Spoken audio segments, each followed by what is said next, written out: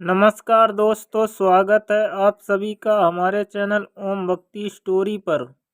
दोस्तों, आज हम आपको सुनाएंगे दूसरों को बचाएं, खुद मरें। अगर यह कहानी आपको अच्छी लगे तो प्लीज़ हमारे वीडियो को लाइक करें, चैनल को सब्सक्राइब करें और शेयर करें। एक नगर में चंद्रसेन नाम का राजा था। उसकी एक कन्या थी जिसका नाम रत्नावली था। उसे हर समय यही डर लगा रहता था कि कोई राक्षस उसका अपहरण न कर ले।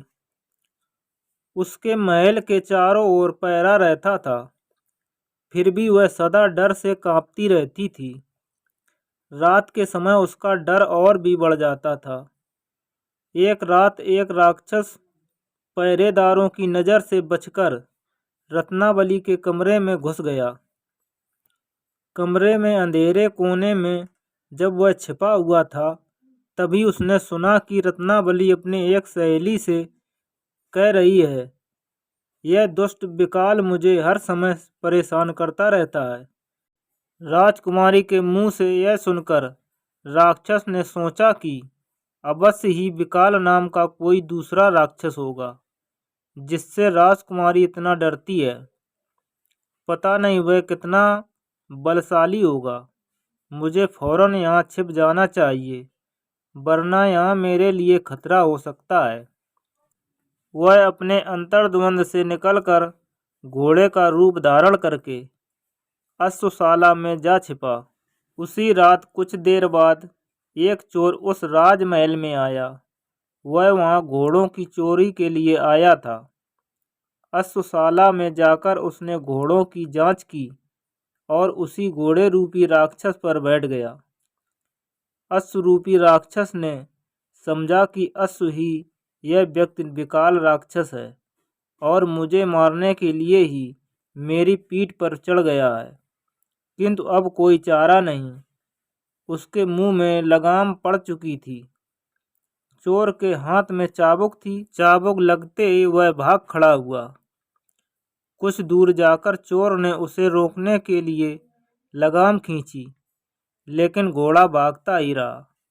उसका वेग कम होने के स्थान पर बढ़ता ही गया। तब चोर के मन में शंका हुई कि यह घोड़ा नहीं, घोड़े की सूरत में कोई राक्षस है जो मुझे मारना चाहता है। किसी ऊबड़ खाबड़ जगह पर ले जाकर यह मुझे पटक देगा और मेरी हड्डी पसली टूट जाएगी। चोर यह सोच ही रहा था कि तभी सामने बट वृक्ष की एक शाखा आई। घोड़ा उसके नीचे से गुजरा। चोर ने घोड़े से बचने का उपाय देखकर शाखा को दोनों हाथों से पकड़ लिया। घोड़ा नीचे से गुजर गया। चोर वृक्ष की शाखा से लटक कर बच गया। उसी वृक्ष पर अश्वरूपी राक्षस का एक मित्र बंदर रहता था। उसने डरकर भागते हुए अश्वरूपी राक्षस को बुलाकर कहा, मित्र, डरते क्यों हो? यह कोई राक्षस नहीं है, ये साधारण सा मनुष्य है। अच्छा, हाँ, तुम चाहो तो इसे क्षण भर में खाकर हजम कर लो। उधर चोर को बंदर पर बड़ा क्रोध आया।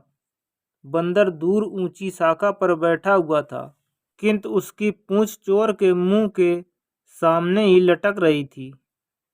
चोर ने क्रोधवश उसकी पूंछ ही अपने दांतों के बीच में भरकर चबाना शुरू कर दिया। बंदर को पीड़ा तो बहुत हुई, लेकिन मित्र राक्षस के सामने चोर की शक्ति को कम बताने के लिए वह चुप ही रहा। फिर भी उसके चेहरे पर पीड़ा की छाया साफ नजर आ रही थी।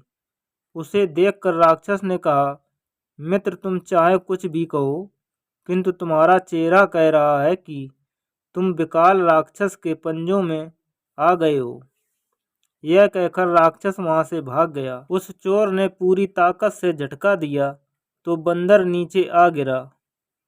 चोर के नीचे आते ही बंदर उस पर हमला करना चाहता था।